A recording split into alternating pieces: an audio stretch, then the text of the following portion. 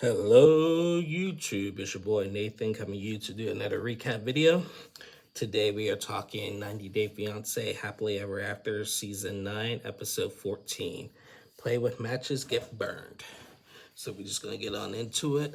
The first couple I want to talk is Darcy and Georgie. So last week Darcy and Georgie wrapped up their trip in Bulgaria. Sorry guys, I'm a little hot and a little itchy, sorry. Anyway, last week Darcy and Georgie ended their trip in Bulgaria. They had that big fight with them and Stacy and everything, and about Georgie basically like just wanting to make solo trips on his own basically, and just stay in Bulgaria or come back to Bulgaria with some properties. And that didn't sit well with Darcy because they started fighting over money, about who has money and who doesn't have money basically. So ever since they got back from Bulgaria, Darcy and Georgie had just been really quiet around each other. They haven't talked much about it. Georgie is still hurt by it. So in this episode, we've seen Darcy and Stacy take some kind of weird yoga class or whatever and everything, and they talked about what happened and everything basically, and Darcy had mentioned that Georgie wants all the money back that day from the trip in Bulgaria. And she finds that a little suspicious, basically, because she doesn't know what she's going to do with it. Now, I will admit, I find that a little suspicious, too. I'm like, well, does he need the money back? Why does he need the money back from Bulgaria, basically? They are married and everything. I will admit, in Darcy's defense, that Georgie does keep, a secret life. It sounds like he does keep a little bit of a secret life and everything. And when you are married, you're supposed to communicate with your wife about things. I know Darcy is extra. She gets on everybody's nerves. She gets on your nerves. We get it. But at the same time, you're married to her. So it's not like you guys are boyfriend and girlfriend anymore. You guys are married. So I'll give Darcy that one. So they still had to pay money for rent and stuff. And Darcy had sent Georgie a text message asking her for money for the rent and everything, but she included, and she put a group text on it with her dad.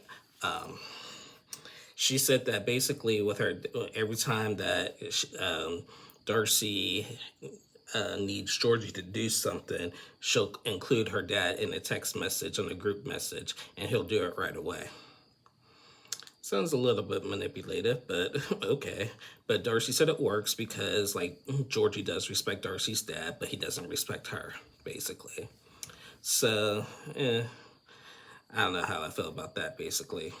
So then, later, we seen Darcy, Georgie, Stacy, Florian, and Darcy and Stacy's friends out for dinner in Miami.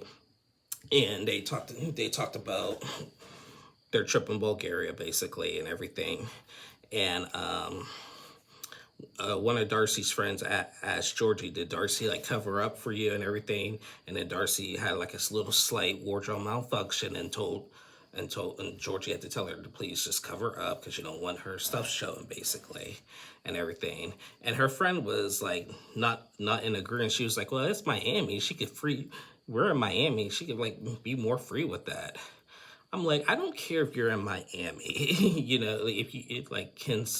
no guy really wants, to see their girl, strutting their stuff like that in public all the time, basically. You can do whatever you want behind closed doors. But when you're out in public, I was always raised to dress for the occasion. Just to impress and everything. Who cares that you're in Miami and that's how the Miami people are living? I don't care about that. I was just always taught to dress to impress. That's just me. That's just my opinion with that. So anyway, they were talking about the trip to Bulgaria and everything, and then they talked about what they need to do to work on and everything. And once again, Darcy just started Georgie was just really quiet. He was just really just drained from everything that had happened. And Darcy just got all of a sudden just randomly just got really defensive. Oh, Georgie, blame me. It's always my fault. It's always my fault. You don't let me go get a divorce then, and everything. Georgie just didn't say nothing, basically. So, I mean, Darcy just needs to stop. Like she really does. Like it's really embarrassing to see a 50-year-old woman act the way she does, and everything. And it's really kind of embarrassing just to even like talk about it and everything. Like, I understand, like I said earlier, does George need to be more communicative about his life to her? Yes, because they are married. But I see why he's the way he is, because she is extra. I don't know why he married her. I don't know why. So yeah, that was Darcy and Georgie. Next couple I want to talk is Brandon and Julia. So Julia they only had one scene in this episode. Um, Julia had just got back from New York, and she has not talked to Brandon about after she dropped off her parents in New York to go back to Russia.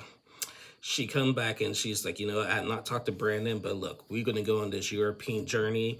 I'm going with or without Brandon. If we go, great. If he doesn't go, then our marriage is done. So Julia gets back to town and she sees Brandon, and they say hi and everything. And then she's like, look, I decided I'm going to Europe and everything, with or without you.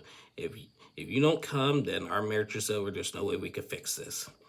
And Brandon's like, you know what? You're right. I had already quit my job, and like I think this will be the best for us, basically. And she's like, well, you got to keep that promise because you always like to change your mind and everything.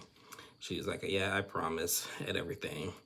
And so he has not told his parents that he has already quit his job and everything and do this European trip, because, they weren't on board with it when the idea first arose.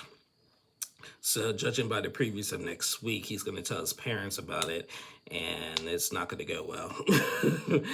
It's not going to go well. But as we know, in modern day, Julia's pregnant, and she actually should be expecting the baby really soon. So yeah. So yeah, that was Brandon and Julia. And next couples I want to talk is the triple threat couples. Jovi and Yara, Lauren and Lexi, and Elizabeth and Andre. So as we know, they're in Lake Plastic for, I think that's what it's called, for this little ski trip or whatever. And Jovi and Yara and Lauren and Lexi had already arrived there and had their little fun the night before, until Jovi screwed up and talked about how Yara's old pictures were not pretty, basically, last week, and that really pissed off Yara. So in this episode, they wake up, they kind of make up. Yara's still really upset about it, and Jovi's still being nonchalant about it and everything. But he was just like, let's just try to have a good day. Let's just try to have a good day. So the four of them go out to eat, basically, and they wait for Elizabeth and Andre. Now Lauren is still really just won't let it go, basically, about her and Elizabeth's little mini feud that they got going on. She's like, she just keeps saying, Elizabeth hurt me. I don't know if I could trust her and everything. I just hope this trip goes really well. Nobody fights and everything. They all keep saying that, and it's getting annoying. We know that this trip is supposed to be a fun trip. Nobody's trying to fight, basically, and everything. So Elizabeth and Andre arrived at dinner. Elizabeth and Lauren did hug. Andre gives everybody a hug, but he gives Lauren a handshake. And then Lauren just thought, way to make an awkward situation even more awkward, basically. So yeah. So, they do all that. And then the six of them decide to go on this little toboggan type sled. It's down a little steep sled thing. It's basically a roller coaster, but on a sled, basically. Like a mini roller coaster, but with the sled. They call it toboggans or something, basically. And it looked pretty fun, basically. It looked like you were going down a roller coaster, but on a sled. It was pretty cool. and on her way there, Lauren was freaking out. She was just like, "Oh my God, don't want to do this and everything. Oh my God." She felt like she was gonna have a heart attack. But Elizabeth and Andre went first, and they did well. Then Jovi and Yara went, and then Lauren and Alexi went. After that, the boys decided to go with each other. Alexi, Jovi, and Andre went together, and Jovi wanted to pat himself on the back and said, "Look, I got Alexi and Andre who really can't stand each other to do a bonding moment. I should get a prize." I'm like, bro, stop. And then we seen the girls have a conversation, and Yara's still talking about what Jovi had said the night before, basically, and everything. And she just wants everybody to get along, basically. So later, all six of them decided to go to this hot tub, basically. And Jovi and Yara and Lauren and Lexi fill Elizabeth and Andrea what they did the night before about playing Never Have I Ever and everything. And then it was revealed what Jovi said about Yara when they were talking about each other's old pictures, basically. And it was brought up again, and then like Jovi's like, "I'm really sorry. I didn't know that you would take it that way." And then Yara actually started up again and was just like, "You know how that makes me feel. I would never do that to you," and everything. And she just got really emotional again and just started crying. And I was waiting for the "I hate you, Jovi. I'm going back to Ukraine." I was waiting for that. She didn't do that, but she did start crying and walked out and everything. "You always embarrass me in front of everybody." And Elizabeth was calling out Jovi. She's like, "You don't talk that way to a woman. This is why women have a lot of insecurities." And she's right about that, actually. And I said this last week. Jovi was dead wrong about commenting on his wife's appearance, even if, okay, I know what he was trying to say, but it didn't come out right. He could have just said, "Yeah, Yara's pictures looked really different back then than what they do now." That's all he should have just said. He didn't need to say like they were terrible or like giving out the impression that they were ugly and everything. Like he should have just like, "Yeah, Yara's pictures were different than they were now compared to Lauren's pictures who still looks the same when she was younger.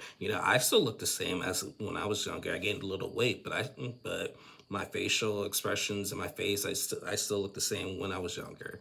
So that's what he should have said, and Yara is still really upset about that and everything. And Elizabeth and Andre were about to call out Jovi, and Jovi was like, "That Dodie was saying nothing. You weren't even there." That was funny. So yeah, that was the triple threat couples. And the last couple I want to talk is Jasmine and Matt and Gino. So we'll start with Jasmine and Matt. So Jasmine is pregnant, and she is showing more and more now. And her and Matt have been arguing because Matt, nobody on either side of the family knows about each other. Jasmine's family does not know about Matt, and Matt's family don't know about Jasmine, basically. And Jasmine's kind of annoyed about that, basically. And so Jasmine is feeling like really ashamed. Well, not ashamed, but she's really feeling like confused about it. And Matt's feeling ashamed about this. Matt's saying that this situation is not the greatest. He says he's really Romanian. He comes from a big religious background, and like in his culture background, like you date. You don't date somebody who's married. You date, then you get married, then you have a kid. They're doing everything backwards, basically. And so Jasmine asked him, "Why the heck did you agree to an open marriage?" And he was like, "Because I'm an idiot." And she was like, well, with you being an idiot, then that means that you have to face the consequences. So Matt was like, "Well, I am taking you out tonight. We're going to meet with my friend David and everything. So you'll get to meet him. But you have to go put on something kind of modestly because he's also Romanian and stuff." And so Jasmine puts on this outfit, and she's showing, so not a lot of her clothes are fitting. And so there was one outfit she put on, but like her belly was showing, like there was nothing to cover up her belly, basically. And Matt told her, you gotta find something else. And she was frustrated. Was like, what can I find? There's nothing much else for me. But she did find this little red dress, basically, to like cover up her stomach, basically. So they go out, they meet this David guy, and Jasmine, being ignorant the way she is, I guess in Romanian culture, she asks this David guy, like, when I think about Romania and the culture, I think of Dracula and Gypsy and stuff and everything. And apparently that's offensive in their culture when you bring up stuff like that. But Jasmine knew that, but she says she is an ignorant person, which she is. So and David was just like, yeah, I wouldn't have bring that up right away, but okay. So they're all talking basically, and then like Jasmine asks David, like, has Matt have like a secret life or anything? And David was just like, no, anything. And then David asked, how did you guys meet? And then Matt was saying they met at the gym and everything, and one thing led to another, and here we are basically. And then Jasmine decides to like be ballsy and tell the whole thing to this guy. She's like, look, I'm a very direct person, and I don't like to leave anything. I don't like to tell lies and everything. I've been married twice, and I'm still legally married, and it's not with Matt. And David was like, okay. Matt is kind of like, well, why are we doing this right now, basically? And now she didn't say nothing about the open marriage, but this David guy, he was like, well, you're still married and you're with him. She's like, yeah, but legally on paper, I'm not with the guy. We didn't even have sex, basically. So David was just like, okay, so let me just take a wild step of the guess here.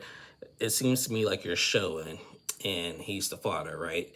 And she's like, yes, basically. And Matt didn't want to say nothing because he doesn't want to hurt like his mom's feelings or anything.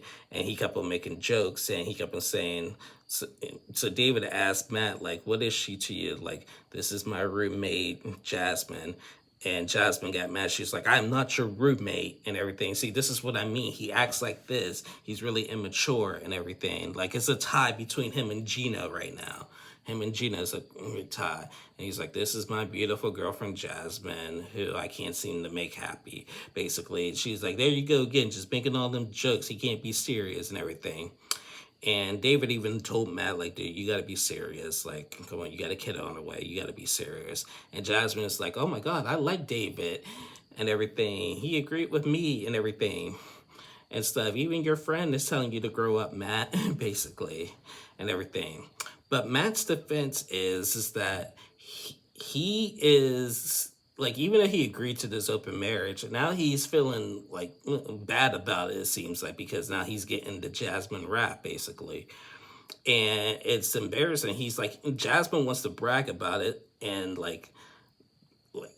and Matt doesn't want to brag about it. Like, we're doing, this sounds so bad. I mean, it's nothing against her and I having a baby. It's nothing against the baby, but it just, the way that we did it just sounds really, really bad. He didn't expect to have a kid, like just being somebody's like open marriage person and everything. So that's the part where I get it. And Jasmine's not understanding that point, but with her being pregnant and then about to have a baby, now she's like, this is why she's acting the way she's acting, basically. But I see Matt's point be like, this is not something to brag about because, like, especially in my culture, and everything. And then Jasmine was like, maybe Matt is the only Romanian judgmental person here and everything. So, yeah, she's hormonal. So I think they're both idiots, to be honest with you. And that's mean to say. I shouldn't say that, but I think Jasmine and Matt I think they do deserve each other, to be honest with you. So they do that, and then they're back at the house, and now we get a call from Gino. And let me just say this. Last week when we saw Gino talk to his Uncle Marco, and Uncle Marco like was really upset about the whole situation with Gino and Jasmine, it was really emotional. Now, last week, if you guys remember, I was on Kiki and Kibit's channel, and we were on with Uncle Mark, Gina's Uncle Marco, and Uncle Marco was amazing. He was real. He was authentic. He still really heard about what happened with Jasmine and Gina, and he really felt like Jasmine was his niece basically and everything, and he's still really hurt by that. So make sure you guys go on Kiki and Kibit's channel to check out that interview that her and I did with Uncle Marco. But I just gotta say, in that experience, this is the first time I had done that, and that was a great experience and great meeting Uncle Marco, and I guess he really liked me and everything. So that was amazing. But back to this episode. So Gina decides to unblock Jasmine and call her and read the letter that he said he was going to read. And he's reading, saying like, you didn't really want to be with me. The marriage was a fraud. It's a scam. I've already gone to immigration. Jasmine starts crying. She's like, what's immigration going to do? I married you. I didn't do nothing criminal. I married you and the marriage didn't work out. He's like, yeah. He's like, no, it is criminal because you didn't intend to be with me and everything. So Jasmine just starts crying. Gina just goes off, and then they start screaming at each other, and Jasmine hangs up. And I don't know what to really say with that. I really don't know what to say to that. We knew it was coming. Now, newsflash, she ain't getting deported. She's not getting deported. She's still in America. She's still living with Matt, and she's, of course, already had the baby, basically. So Gina talks a lot of game, but he doesn't really like back it up. So yeah. But yeah, and that was it. We still have not seen. We haven't seen Kara and Guillermo in a while. I don't know what's going on with them, and we haven't seen Tiger, Lily, and Adnan in a while. Now, I reported last week that Tiger and Lily and Adnan were breaking up. They're back together. Tiger Lily is just, she's silly. She's silly. That's all I can say. She's like, oh, we break up one day, we're stronger than ever the next day, or something like that. She's talking on Instagram and stuff and everything, but they're back together. They're not breaking up. We all got excited for nothing. And like I said, I don't know what's happening, why we haven't seen Kara and Guillermo in a while either, so. But yeah. Anyway, guys, that is the end of my review. Again, thank you guys so much for watching. To all my new subscribers, welcome to the Nathan Temp 2 page. I hope you guys enjoyed my content. Please like and subscribe if you haven't already. I'll be back on tomorrow to recap 90 Day Fiancé the other way. So until then, y'all stay safe and have a good one. Bye, y'all.